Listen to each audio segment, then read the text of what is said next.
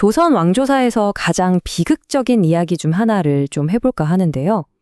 오늘의 주인공은 불과 17의 나이에 생을 마감해야 했던 어린 왕, 바로 단종입니다. 근데 이게 그냥 옛날 이야기가 아니에요. 충절의 대가, 그건 과연 뭘까? 이런 아주 묵직한 질문을 우리한테 던지거든요. 자, 그럼 한번 제대로 들여다볼까요? 이야기는 15세기 중반으로 거슬러 올라갑니다. 12살짜리 소년이 왕이 됐어요. 근데 그 뒤에 아주 그냥 거대한 그림자가 드리워져 있었죠. 바로 그의 숙부, 수양대군입니다. 1453년에 조선의 운명을 그냥 확 바꿔버리는 사건이 터집니다. 바로 계유정난이죠. 수양대군이 자기 정적들을 아주 무자비하게 제거해버리고 군사력이랑 정치 권력을 싹 다 장악해버려요. 어린 왕의 시대는 그렇게 끝나가고 있었던 거죠. 이 타임라인을 보시면 단종이 어떻게 왕위에서 밀려났는지 한눈에 딱 보이죠? 진짜 순식간이에요. 불과 몇 년 만에 왕에서 상왕으로, 그리고 결국엔 모든 걸 다 뺏기고 저 멀리 유배를 떠나는 신세가 된 겁니다. 참 안타깝죠. 자, 이제 단종의 운명도 이대로 끝나는구나 싶었는데요. 아직 마지막 희망의 불씨가 완전히 꺼진 건 아니었습니다. 단종에겐 또 다른 숙부가 있었거든요. 바로 금성대군. 그도 유배된 신세였지만 멀리서나마 조카를 구하려고 마지막 반란을 계획하고 있었던 거죠. 이게 또 운명이었을까요? 금성대군이 유배된 순웅이 단종이 있는 영월에서 딱 50km밖에 안 떨어져 있었어요. 와, 하루면 갈 수 있는 거리잖아요? 바로 이 아슬아슬한 거리가 어쩌면 하는 희망을 품게 만든 거죠. 계획도요, 생각보다 아주 구체적이고 치밀했어요. 여기 한번 보세요. 일단 그 지역 책임자인 이부흠이랑 손을 잡고요. 그리고 몰래 군사를 모으는 거죠. 그 다음에 영월로 쳐들어가서 단종을 구해내고 마지막으로 수도로 진격해서 세조를 몰아내고 왕위를 되찾는다. 딱 이런 4단계 작전이었던 겁니다. 하지만 이 모든 계획이 진짜 한순간에 물거품이 되어버립니다. 왜냐고요? 내부의 배신 때문이었어요. 거사를 알리는 글을 한 관노가 훔쳐서 그대로 세조한테 달려가서 다 일러바친 거죠. 마지막 희망의 불씨가 이렇게 꺼져버리고 맙니다. 희망이 컸던 만큼 그 실패의 대가는 정말 상상을 초월했습니다. 이제부터가 이 이야기에서 가장 끔찍한 부분인데요. 반란이 실패했다는 소식을 들은 세조의 보복. 이건 조선 역사상 가장 잔혹한 기록 중 하나로 남게 됩니다. 이 기록을 보면 당시가 얼마나 끔찍했는지 진짜 생생하게 느껴져요.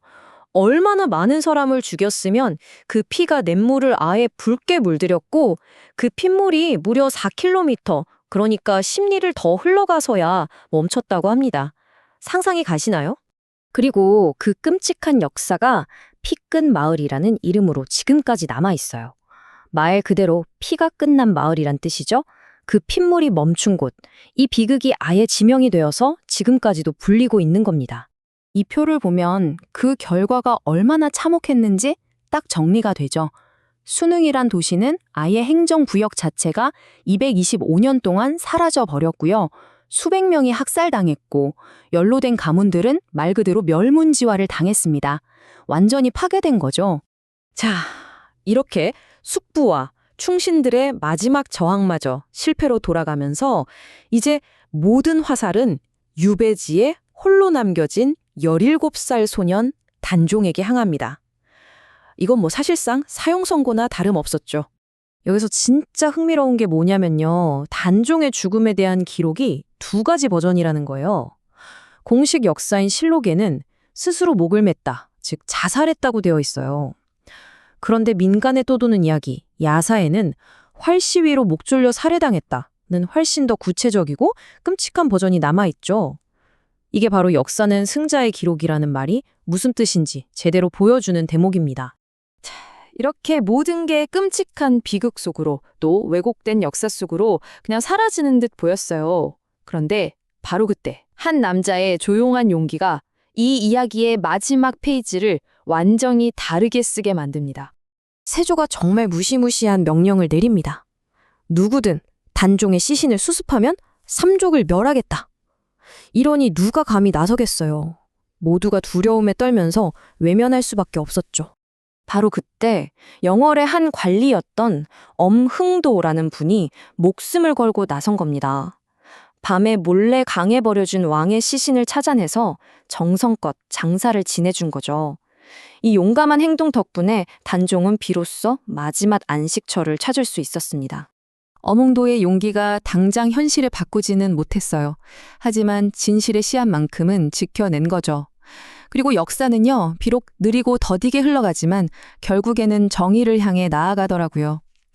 죄인으로 죽어야 했던 단종과 그 충신들의 명예가 회복되기까지 정말 수백 년이라는 시간이 걸렸습니다.